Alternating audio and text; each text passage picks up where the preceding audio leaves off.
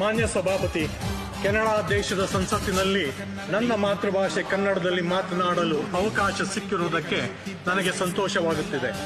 ಭಾರತ ದೇಶದ ಕರ್ನಾಟಕ ರಾಜ್ಯದ ತುಮಕೂರು ಜಿಲ್ಲೆಯ ಸಿರಾ ತಾಲೂಕಿನ ದ್ವಾರಳು ಗ್ರಾಮದ ವ್ಯಕ್ತಿಯೊಬ್ಬ ಕೆನಡಾದಲ್ಲಿ ಸಂಸತ್ ಸದಸ್ಯನಾಗಿ ಆಯ್ಕೆಯಾಗಿ ಮತ್ತು ಕನ್ನಡದಲ್ಲಿ ಮಾತನಾಡುವುದು ಸುಮಾರು 5 ಕೋಟಿ ಕನ್ನಡಿಗರಿಗೆ ಹೆಮ್ಮೆಯ ಕ್ಷಣವಾಗಿದೆ.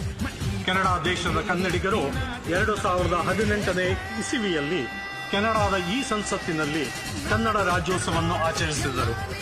ರಾಷ್ಟ್ರಕವಿ ಕುವೆಂಪು ಬರೆದಿರುವ ಮತ್ತು ನಡಸಾರ್ವಭೌಮ ಡಾಕ್ಟರ್ ರಾಜ್ಕುಮಾರ್ ಹಾಡಿರುವ ಭಾವಗೀತೆಯ ಕೆಲವು ಪದಗಳೊಂದಿಗೆ ನನ್ನ ಹೇಳಿಕೆಯನ್ನು ಮುಗಿಸುತ್ತಿದ್ದೇನೆ. ಎಲ್ಲಾದರೂ ಇರು, ಎಂತಾದರೂ ಇರು, ಎಂದೆಂದಿಗೂ ನೀ ಕನ್ನಡವಾಗಿರು. ಧನ್ಯವಾದಗಳು ಸಭಾಪತಿ. ಎಲ್ಲಾದರೂ ಇರು, ಎಂತಾದರೂ ಇರು, ಎಂದೆಂದಿಗೂ ನೀ ಕನ್ನಡವಾಗಿರು. ಧನ್ಯವಾದಗಳು.